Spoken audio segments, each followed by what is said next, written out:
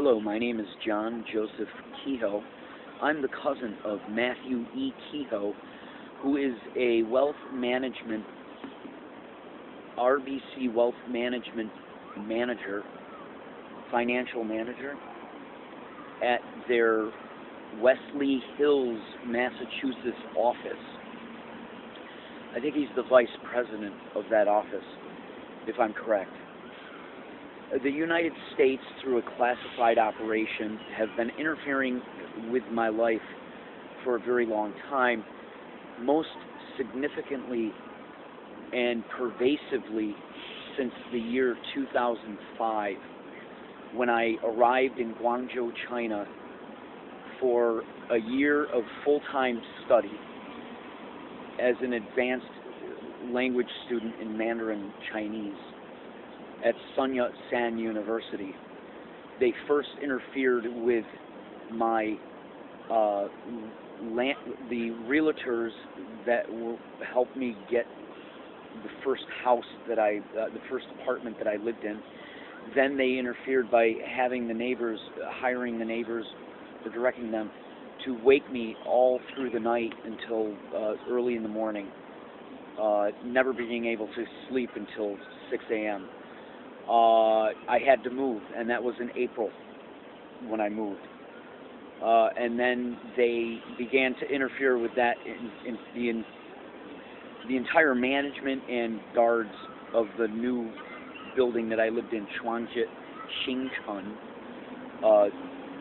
Twin Star apartment complex in Guangzhou.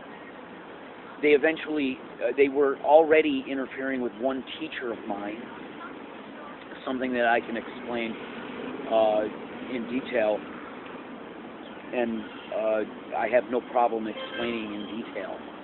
Then they also, several of my classmates, as well as a circle of friends. In the year 2005, they were already interfering with the offices of Gorman Watchwich, Gorman and Schmidt, where my cousin, the trustee of my bank account and trust in RBC Wealth Management, worked. And they were already interfering with the offices of the office of Matthew E. Kehoe in Wellesley Hills. I'm just going to look at the time. Okay. So they basically were gearing up to take control of an account that was legally owned by me. And by the time they took control of that, towards the end of, and the beginning of 2006, when I was still in Guangzhou, they had already interfered with everything I attempted to do in mainland China. First, first being a teacher at a university, at Shaoyan University, and they disrupted every apartment I lived in on campus, and I moved from the first one to a second one, from the second one to a third one. Every apartment was interfered with, disturbing my sleep that ended up being a protracted sleep deprivation. I was able to sleep if I took a hotel in another city. When I took a break from classes and I traveled to another city, I was never interfered with in the hotel. But this compounded my works in such a large manner. Okay.